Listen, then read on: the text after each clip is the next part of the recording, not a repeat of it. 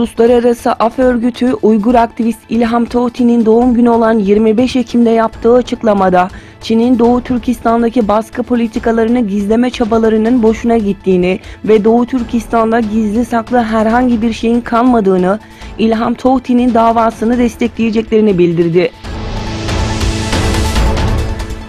Çin, Doğu Türkistan'da radikalizme karşı mücadeleyi helal gıdaya karşı dirençten başlayalım sloganı ile ant içme törenleri düzenledi.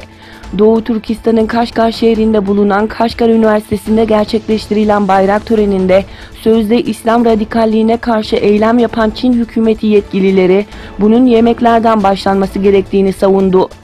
Çin'de domuz gribinin yaygınlaşmasından sonra birçok bölgede domuz etinin satılmasının yasaklandığı sırada Uygur Türklerine zorla domuz eti yedirilmesi dikkatlerden kaçmadı. Doğu Türkistan'da son aylarda zenginlerin tutuklanması devam ederken gelen son bilgilere göre Doğu Türkistan'ın Gulca şehrinde bulunan iyiliksever Nurtay Hacı'nın Çin polisleri tarafından gizlice tutuklandığı bildirildi. Nurtay Hacı zengin iş adamlarından olup çok sayıda yetimhane ve Uygur okulları yaptırmıştır. Çin'e resmi ziyarette bulunan Japonya Başbakanı Abe'nin Çin gezisi sırasında Çinli yetkililere Müslüman Uygur bölgesindeki sözde eğitim merkezlerinin endişe verici olduğunu söylediği açıklandı.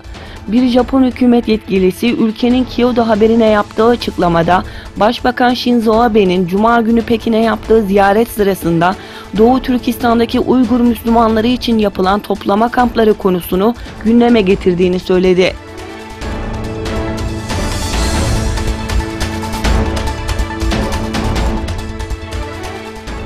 Suriye'de çözüm arayışı için Türkiye, Rusya, Fransa ve Almanya'nın katılımıyla dün İstanbul'da dörtlü zirve düzenlendi.